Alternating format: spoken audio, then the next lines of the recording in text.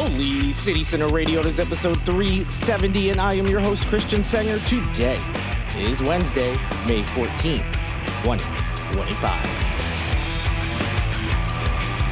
What's up, everyone? Welcome back to the show. I appreciate you coming back. We've got plenty of news to get into. I'm not going to make you wait.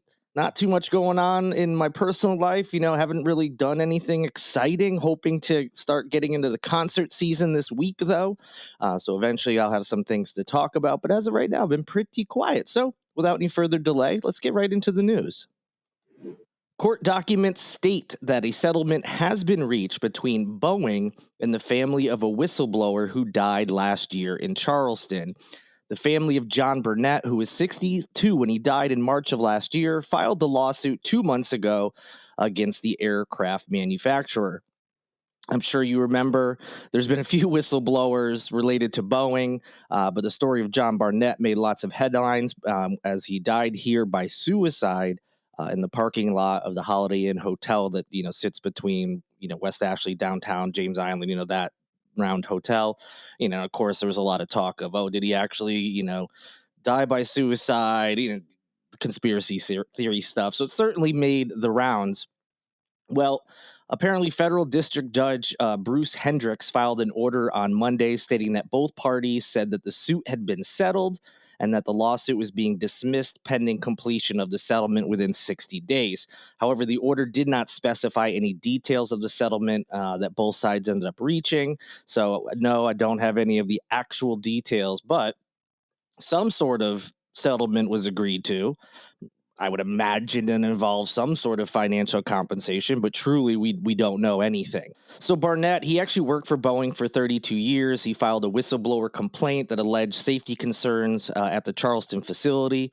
The United States Department of Labor was working through the discovery phase of its investigation and was set to begin hearings on that complaint. However, he was found inside his truck outside that Holiday Inn on Savannah Highway on March 9th, 2024. And again, it was determined that he died by suicide. That obviously changed what was going to happen with those hearings as well.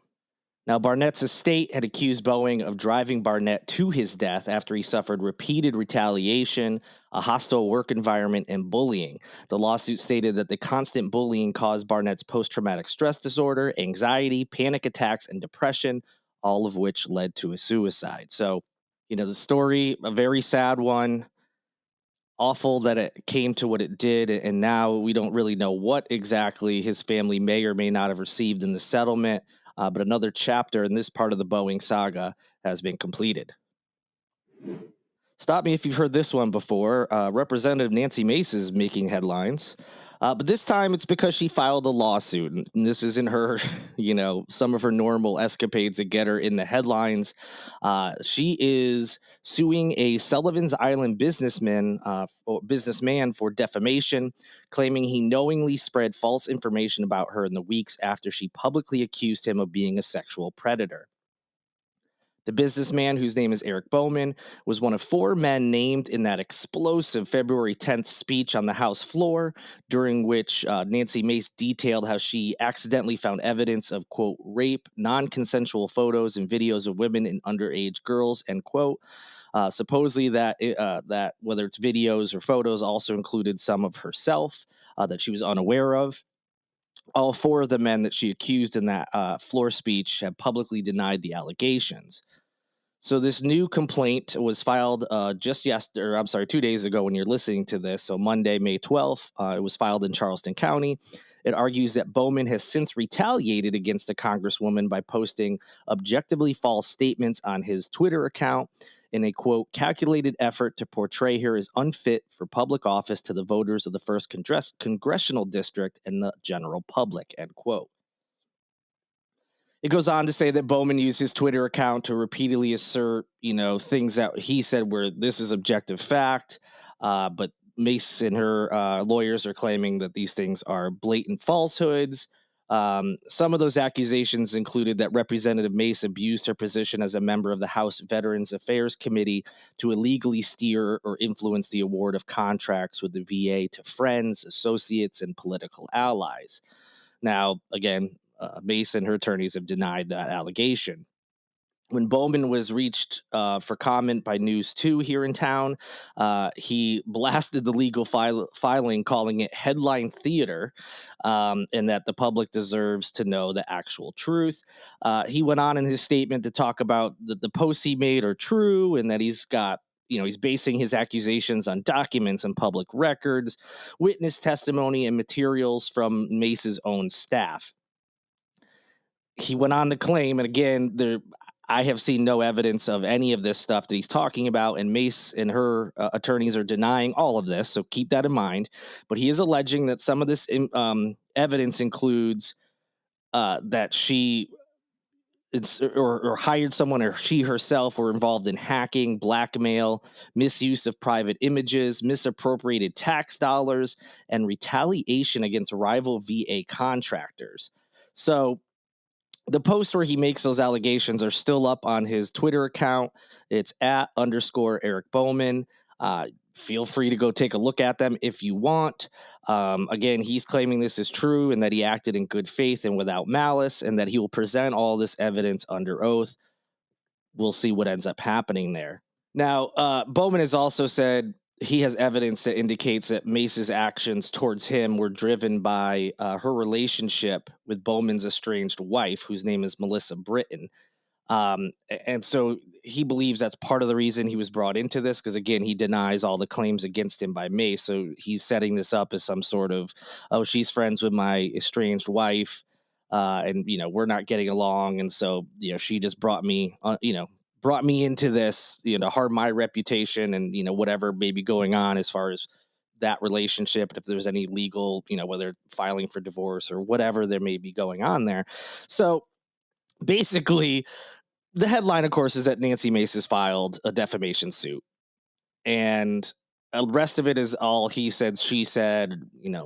None of the evidence has been presented. So someone is going to end up looking very bad at some point, assuming that this one gets to a trial of some kind, instead of, say, the lawsuit being dismissed, or they reach a settlement that's private, that kind of stuff. But assuming it goes to trial, stuff will then be in public record, and this could be a very big deal. And again, someone must be lying.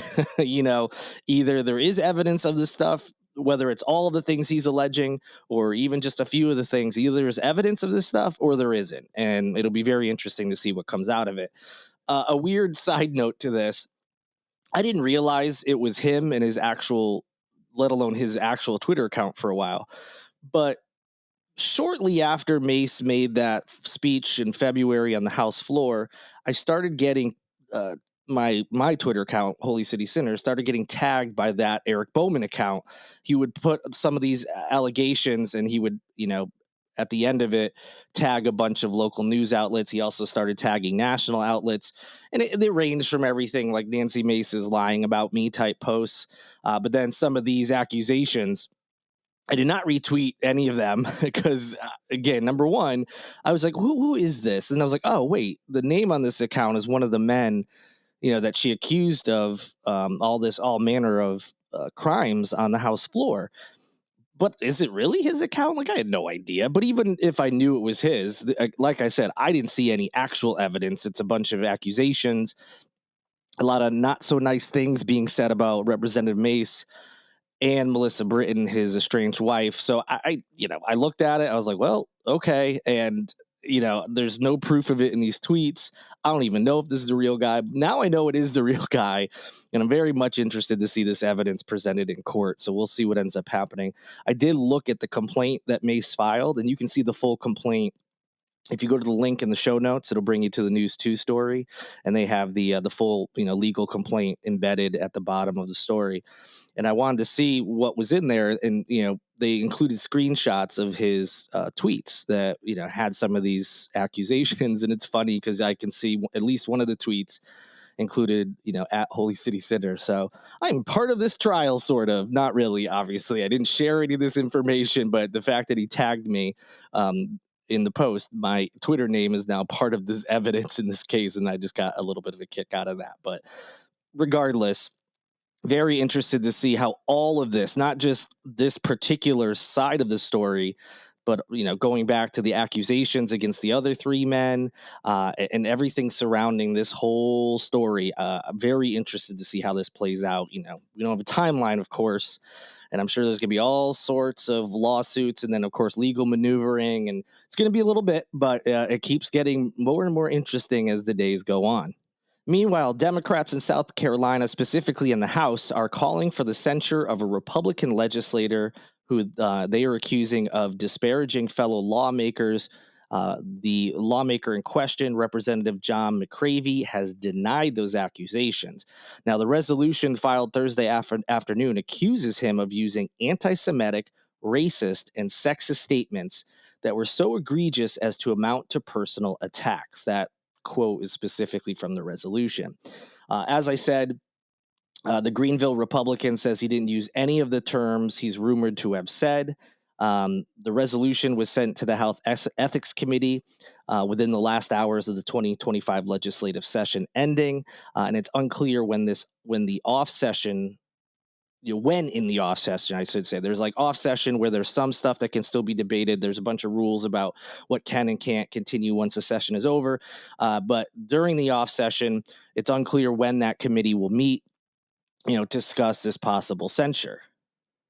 And just something I wasn't even aware of, that committee, the ethics committee, is the only one that's divided evenly between Republicans and Democrats. Everything else, they don't set it up that way. And of course, the Republicans have a supermajority, well, in both chambers, not just the House. So this is the only one that is equally divided amongst the parties.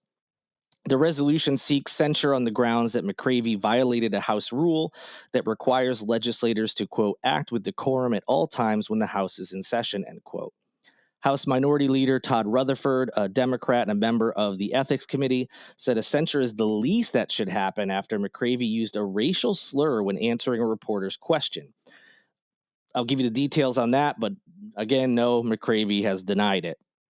So, although Rutherford didn't specify who the reporter was or what the details were, the Post and Courier recently reported after a news conference that the slur came during an unreported and unrecorded part of an interview with McCravey.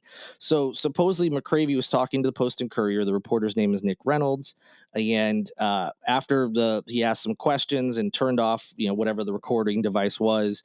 So there's no recording of this, and it was, wasn't part of the normal discussion.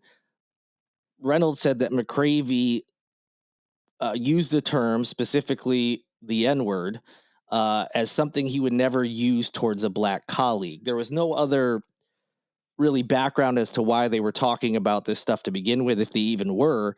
But in saying he would never use a certain word toward a colleague, he used that word, which not so great. No matter how you use a racial slur, it's never good, even if you're not specifically calling someone that. So we'll see what ends up happening. McCravey denied that he used that word, even in that way, in that context, which again doesn't make it any better. But for just so we have it on the record, he did deny it, and we'll see what ends up happening, as there seems to be no proof of what he did. But how many witnesses are going to come forward to say, we don't know, he's used that type of language and he did it on the, you know what I mean? There'll be some working out to see if this censure goes through. Now, for those who don't know, a censure is nothing. Honestly, it really isn't. It's essentially just like a slap on the hand, like, hey, you shouldn't have done that, and we all agree with it. And that's kind of the end of it. So it's not like he's going to be removed from office or anything like that, which is why you heard Todd Rutherford say that the least we should do is censure. But it doesn't seem like it's going to get further than that, but you never know. I'll certainly keep you posted. We have an update on a story from last summer. I don't even know if you remember this, but Charleston County School District recently provided an update regarding a cybersecurity incident that occurred back in July of last year. They say that after an investigation that was conducted in partnership with an external cybersecurity experts, CCSD can now confirm that the incident was a result of unauthorized access by a cyber criminal group known as Ransom Hub. The incident occurred between July 16th and July 19th of 2024, and it impacted a total of 20,653 individuals, which included both students and staff. And those that were affected, some of them dated back as far as 2005.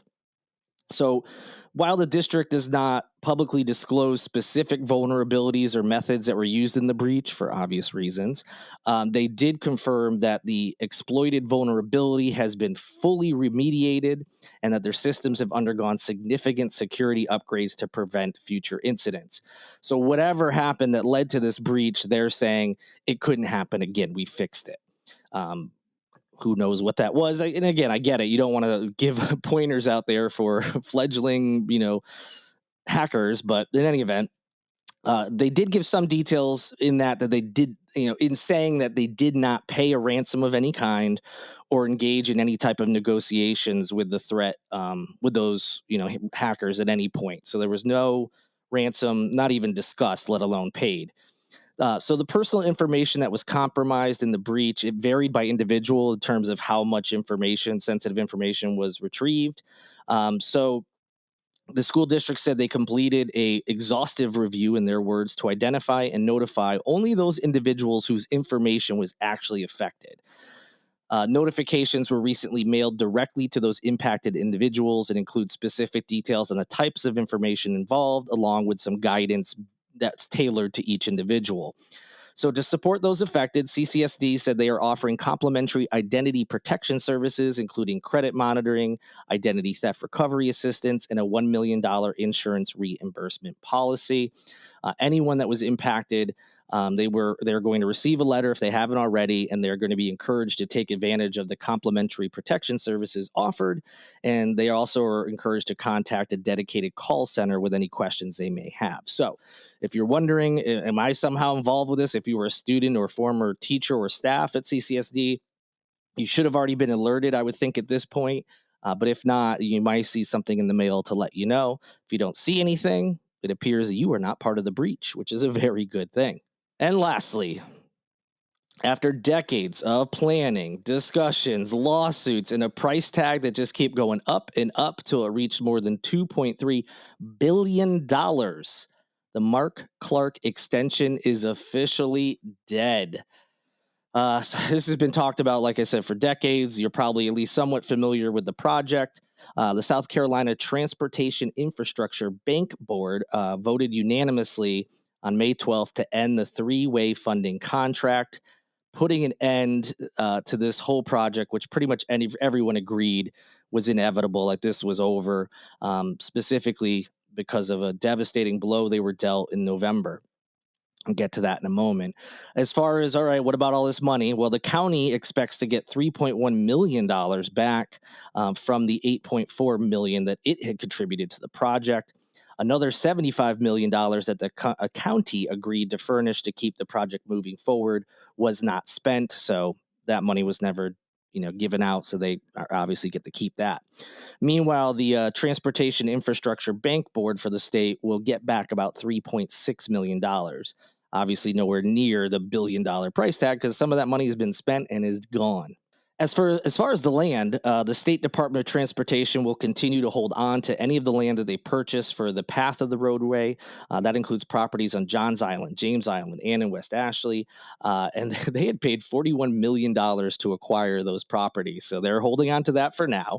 Now, for those that aren't familiar, before this all was, put to bed a couple days ago, this extension of the Mark Clark Expressway, aka it's part of the Interstate 526, I-526 here in the Charleston area.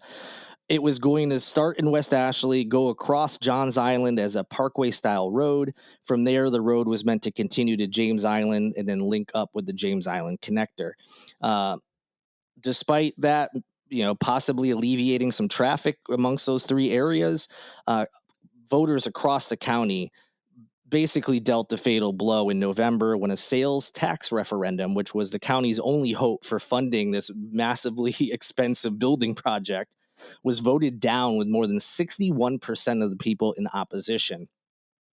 So basically, they said, we're not going to pay for any more of this project. So no, we don't agree to this tax referendum, which would have put some of our taxpayer money towards that. And 61%, although not a huge blowout, is certainly a good percentage in favor that was opposed to this. And you may wonder, well, there's some people in the county who might not live in those three areas.